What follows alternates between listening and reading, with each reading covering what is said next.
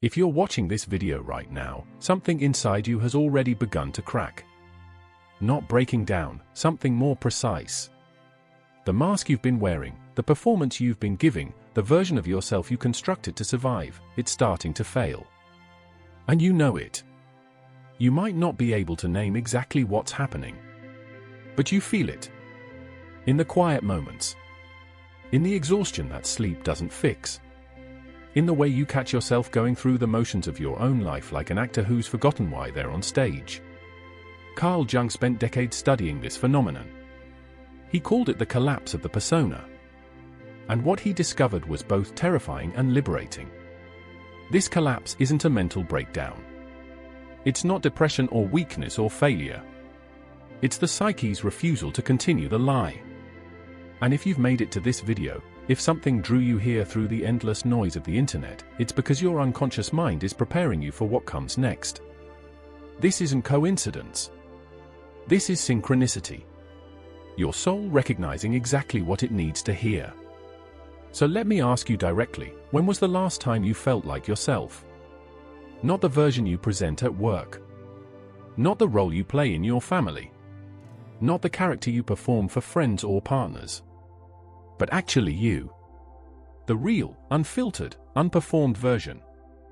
If you're struggling to answer that question, you're exactly where Jung predicted you'd be. Welcome to the threshold. What happens next will determine whether you spend the rest of your life pretending or finally start living. Part 1. The persona you built to survive, 1:30 to 6 o'clock. Jung understood something most psychologists miss. We don't develop a personality, we construct a persona. And there's a crucial difference. Your personality is who you actually are. Your persona is who you learn to be in order to survive, to be accepted, to avoid rejection, to keep the peace, to meet expectations that were placed on you before you could even speak. Think back. From the moment you were born, you were being trained. Smile when relatives visit. Be quiet when adults are talking. Don't cry too much. Don't ask too many questions. Be grateful. Be polite. Be good. What does good even mean? It means convenient. It means non-threatening. It means you learn to read the room, sense what people wanted from you, and deliver exactly that. If your parents valued achievement, you became high-performing. If they needed emotional support, you became the caretaker. If your family avoided conflict, you became the peacekeeper. You weren't consciously choosing this. You were adapting. Surviving. Jung called this the persona, the mask we wear to navigate social reality. And he was clear, developing a persona is necessary. Children need it. Adolescents need it. Young adults need it to function in the world. The problem isn't that you built a persona. The problem is that you forgot it was a mask. Somewhere along the way, you started believing the performance was you. The responsible one. The successful one. The strong one. The understanding one. The funny one. Whatever role you were assigned, you internalized it so completely that you lost contact with what existed underneath. And this works. For years, sometimes decades, it works perfectly. You get validation. You get approval. You get a career, relationships, a sense of identity. You look in the mirror and see someone functional, someone acceptable. But Jung observed something disturbing in his patients. The ones who seemed most successful, most well-adjusted, most perfectly integrated into society, they were often the ones suffering most profoundly in their inner lives. Because the persona, no matter how well constructed, is not sustainable forever. It requires constant maintenance, constant performance, constant suppression of everything that doesn't fit the character. You learn to silence the parts of yourself that are inconvenient. The anger that would disrupt your nice person image. The selfishness that would contradict your caretaker role. The ambition that would threaten your humble persona. The sensitivity that would clash with your tough exterior. You bury these parts. Not consciously. You don't sit down and decide to repress half of who you are. It happens automatically, organically, as you receive the message again and again. this is acceptable, that is not. This gets you love, that gets you rejected. And for a while, you don't even notice what you're losing. Because everyone around you is playing the same game. Everyone is performing their own persona, maintaining their own mask. It's the water you swim in. It's normal. But Jung discovered that the psyche keeps records. Everything you suppress, everything you deny, everything you pretend not to feel, it doesn't disappear. It accumulates in what he called the shadow. The shadow is not evil. It's not darkness in the moral sense. It's simply everything your persona cannot acknowledge. And it grows in silence, in the unconscious, building pressure year after year. Until one night, something happens. A moment. A realization. A crack in the performance that cannot be repaired. And everything changes. Jung documented a pattern he saw repeatedly in his most successful patients. People who seemed to have everything, career, family, status, respect, would come to him in a state of profound crisis that made no logical sense. They would sit in his office and say things like, "I should be happy. I have everything I wanted. But I feel completely empty." Or, "I look at my life and I don't recognize it.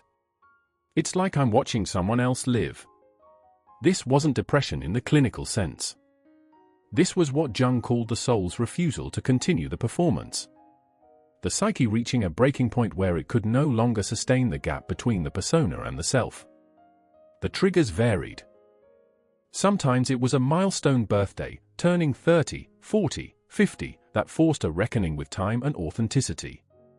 Sometimes it was a crisis, illness, loss, betrayal. Sometimes it was nothing obvious at all. Just an ordinary Tuesday when you wake up and suddenly cannot remember why you're doing any of this. But the feeling was consistent. A profound sense of disconnection. Of watching yourself from the outside. Of going through the motions of your own existence without actually inhabiting it. Your relationships start to feel performative.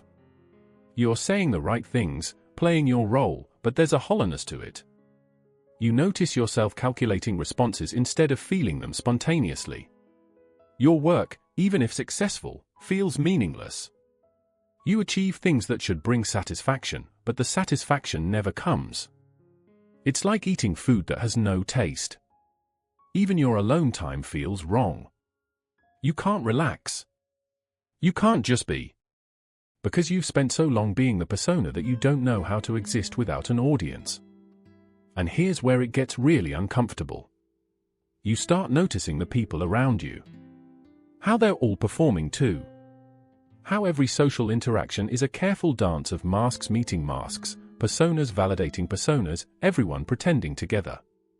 You see your parents playing roles they've inhabited for so long they don't remember choosing them. You see your friends performing success, happiness, confidence.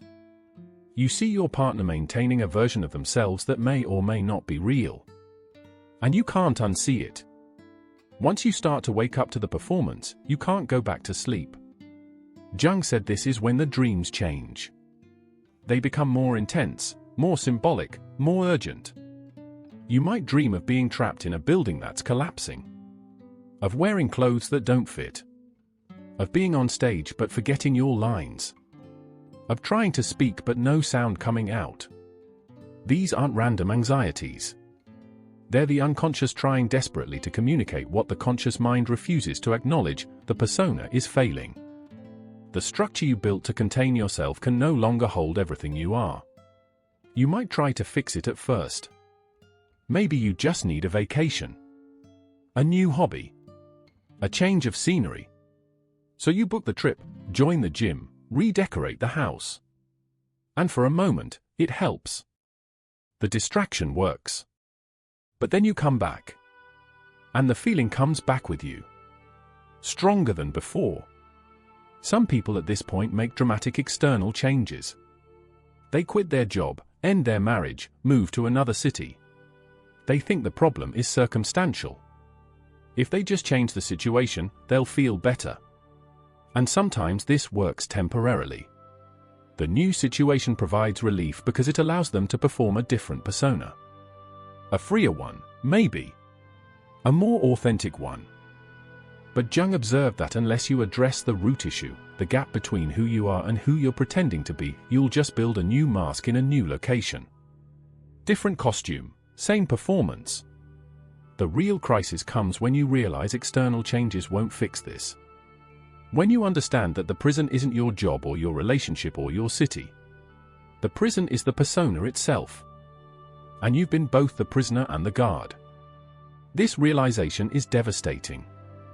Because if the persona isn't you, and you've been living as the persona for decades, then who are you? You don't know.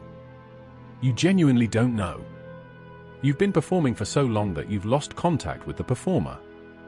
And this not knowing, this fundamental uncertainty about your own identity, this is what Jung called the dark night of the soul. The moment when everything you thought was solid reveals itself as constructed. As optional. As false. Most people, when they reach this point, panic. They desperately try to rebuild the persona, reinforce the mask, get back to normal. They medicate, they distract, they double down on the performance. But a few, and if you're watching this, you're likely one of them, a few stop running.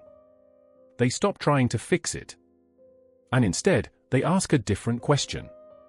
Not how do I get back to normal, but what if normal was the problem all along? And that question, that simple reversion of perspective, changes everything. Here's what Jung found when he studied people brave enough to stop running from themselves. Behind the persona, underneath all the conditioning and performance, wasn't chaos or darkness or the void they feared. It was them. The actual self. Everything they had been suppressing, denying, hiding, not because it was evil, but because it didn't fit the character they were supposed to play. Jung called this the shadow. And he discovered that the shadow contains not just our so-called negative traits, but often our greatest strengths.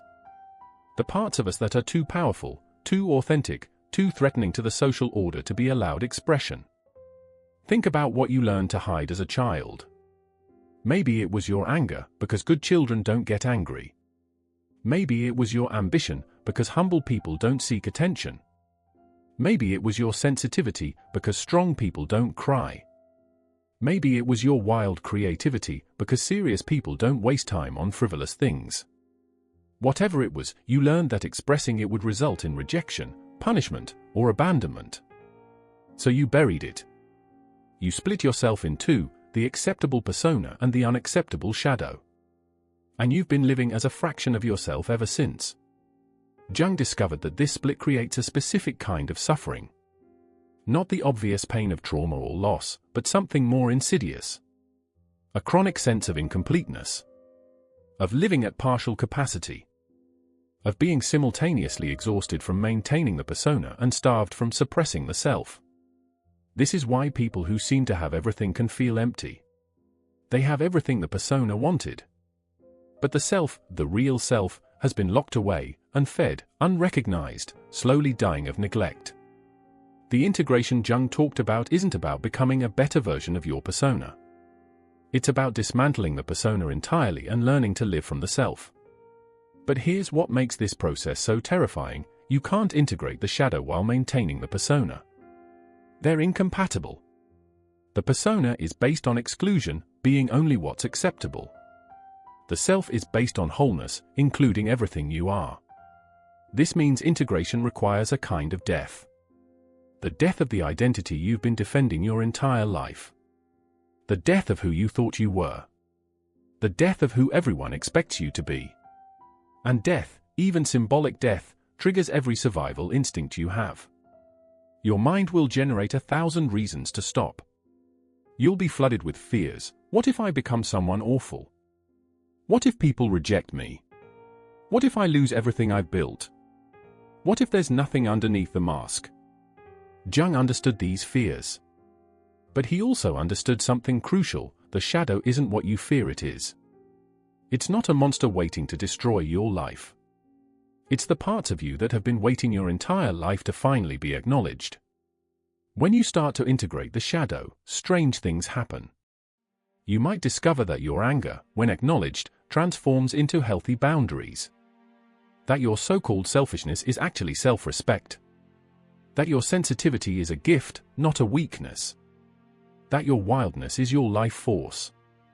You might find that the parts of yourself you are most ashamed of are actually your most authentic qualities. The things that make you specifically you, not just another well-adjusted social unit. Jung worked with a patient once, a man in his late 40s who had built a perfect life. Successful career, loving family, respected in his community. But he came to therapy because he was having violent fantasies that terrified him. Through analysis, Jung helped him see that these fantasies weren't signs of hidden evil. They were his psyche's desperate attempt to compensate for a life of total compliance. He had never once stood up for himself, never said no, never allowed himself to feel or express anger. The violence in his dreams wasn't something he needed to act on. It was something he needed to acknowledge. His rage at a lifetime of self-betrayal. His fury at all the times he had submitted when he should have fought back. When he finally allowed himself to feel this anger consciously, not act on it violently, but simply acknowledge it existed, something remarkable happened. The fantasies stopped. And in their place, he found the strength to start living differently. Setting boundaries. Speaking truth. Being himself. This is what shadow integration looks like. Not becoming darker, but becoming whole. But Jung was honest about the cost. Integrating the shadow means you can no longer maintain certain relationships that depended on your persona. Some people in your life loved the mask, not you. And when the mask comes off, they'll leave. It means you can no longer perform certain roles. The eternal caretaker. The perfect employee. The person who never makes waves. These characters must die for you to live. It means facing the grief of all the years you spent betraying yourself. Looking back at your life and recognizing all the moments you chose safety over truth, approval over authenticity, comfort over growth. This grief is real. It's painful. You can't skip it. But Jung discovered that on the other side of this grief is something extraordinary. Freedom. Not the freedom to do whatever you want, but the freedom to be whoever you actually are. There's a specific moment Jung documented across dozens of cases. A night, or a morning, or an ordinary afternoon, when something shifts irreversibly. You're going through your normal routine. Getting ready for work, or sitting in a meeting, or having dinner with family. And suddenly you feel it. The absolute impossibility of continuing the performance one more day. Not I don't want to do this. But I physically cannot do this anymore. It's not dramatic. You don't scream or break down or make a scene. In fact, from the outside, nothing changes at all. You finish the meeting. You finish the dinner. You go to bed. But inside, everything has changed. Because you've reached the point of no return. The point where the pain of staying the same has finally exceeded the fear of change. Jung called this the moment of surrender. Not giving up. Surrendering. Releasing the grip you've had on the persona, on the performance, on the desperate need to maintain the illusion. And here's what he discovered: this surrender isn't weakness. It's the most courageous act a human being can perform. Because in that moment, you're choosing the unknown over the familiar. You're choosing truth over safety. You're choosing yourself over everyone's expectations. You don't know what comes next. You don't have a plan. You don't have guarantees. All you know is that you cannot, will not, continue living as someone you're not. This is when the real work begins. Not the work of becoming someone better, but the work of unbecoming everything false. You start small. Maybe you stop responding to texts that drain you. Maybe you stop attending events that exhaust you. Maybe you stop explaining yourself to people who've never really listened. These seem like tiny acts. But each one is a reclamation. Each boundary you set is you choosing yourself. Each authentic no is you honoring what's true. And people notice. They notice that something has changed. You're not performing anymore. You're not managing their emotions. You're not playing your role. Some people will be confused. What's wrong with you? You're different. You've changed. And you'll realize, yes, that's exactly the point. Others will be angry, because your transformation forces them to confront their own masks. Your authenticity makes their performance visible, and they'll try to pull you back into the old dynamic. This is the test. Can you stay true to yourself even when everyone around you is invested in you staying false? Jung found that most people fail this test. The social pressure is too intense. The fear of rejection is too strong. They've glimpsed freedom, but the cost seems too high. So they reconstruct a slightly modified persona and go back to sleep. But a few, the ones Jung called the individuated, they hold steady. They weather the disapproval, the confusion, the anger. They let relationships fall away that were only ever based on the persona. They let careers end that were never truly theirs. And they discover something shocking: they don't fall apart. They don't become selfish monsters.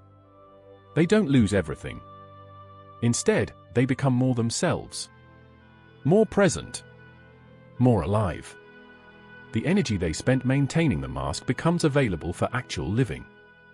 The attention they gave to managing others' perceptions becomes available for creative work, deep relationships, meaningful contribution. They find that people who actually value authenticity are drawn to them naturally. That work that aligns with their true self appears.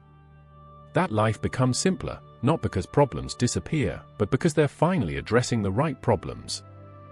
Jung observed that these individuals develop a quality he struggled to name. It wasn't confidence exactly. It wasn't peace. It was more like sovereignty. An internal authority that didn't need external validation. They stopped asking, "What should I do?" and started asking, "What is true for me?" They stopped seeking permission and started taking responsibility. They stopped performing goodness and started embodying integrity. The night you stop pretending doesn't look impressive from the outside. There's no dramatic announcement. No big speech. No burning of bridges. You just quietly, privately, in the intimacy of your own consciousness, decide, no more. No more betraying yourself to keep others comfortable. No more shrinking to fit into spaces too small for who you are. No more defending a version of yourself that was never real. And in that decision, in that private moment of absolute honesty, something is born that can never be taken away. Your actual life. The one you came here to live. Jung spent the last decades of his life studying people who had successfully integrated their shadow and individuated. He wanted to know, what happens after? What kind of life becomes possible when you stop pretending? What he found challenges everything our culture teaches about success, happiness, and the good life. These individuals didn't become conventionally successful in the way society measures. They didn't necessarily get richer, more famous, more accomplished. Some did, but that wasn't the pattern. What they all developed was something harder to quantify but impossible to miss: presence. They were fully inhabiting their own lives in a way most people never achieve.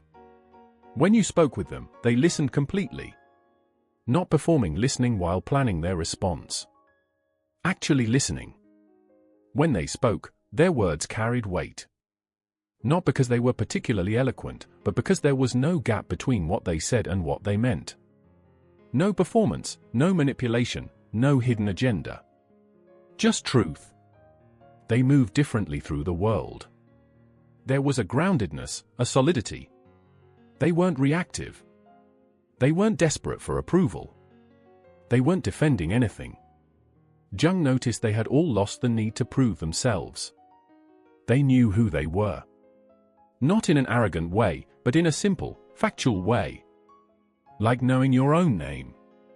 This knowing gave them a kind of freedom that looked like indifference to outsiders but was actually discernment. They could feel what others felt, see what others couldn't see, but they weren't controlled by it. Manipulation didn't work on them. Not because they were suspicious or defensive, but because they could see it clearly and simply chose not to engage. Drama didn't hook them. They could witness someone's crisis without needing to fix it or absorb it. Other people's judgments rolled off them. Not because they didn't care what anyone thought, but because they had a stronger internal reference point than any external opinion. Jung called this state psychological sovereignty.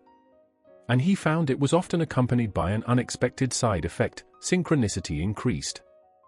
These individuals reported more meaningful coincidences, more moments where exactly the right person or opportunity or insight appeared at exactly the right time.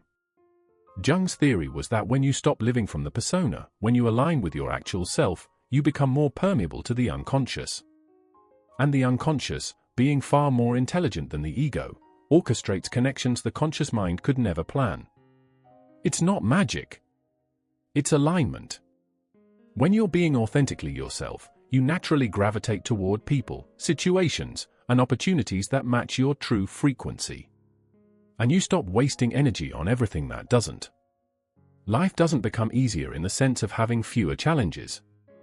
But it becomes simpler. Because you're no longer fighting yourself while also trying to navigate the world. The internal conflict, the war between who you are and who you're pretending to be, ends. And that freed energy changes everything. Creativity flows more easily. Not because you became more talented, but because you removed the blocks created by self-censorship and performance. Relationships deepen.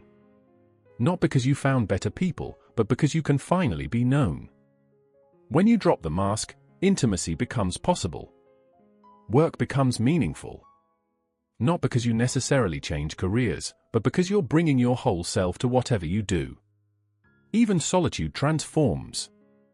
It's no longer lonely because you're finally comfortable with the person you're alone with.